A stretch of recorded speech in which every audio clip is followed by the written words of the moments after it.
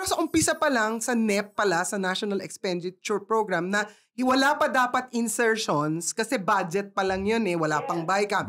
Nakasingit na yung tinatawag na presidential fund, yung allocable nga, yung pang-alok. Ano ba tamang pronunciation? Allocable? Allocable. Hindi. Ayun. Allocable. Pinaganda ko lang yung mali no? Allocable.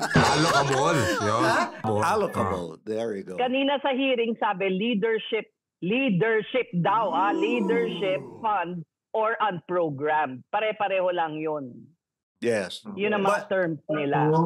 Port barrel din yan. Port barrel, yes. Iniiba-iba lang ang pangalan.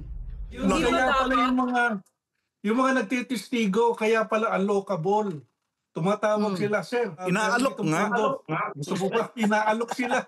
Kaya nga allocable. Kaya nga inaalok. Allocable.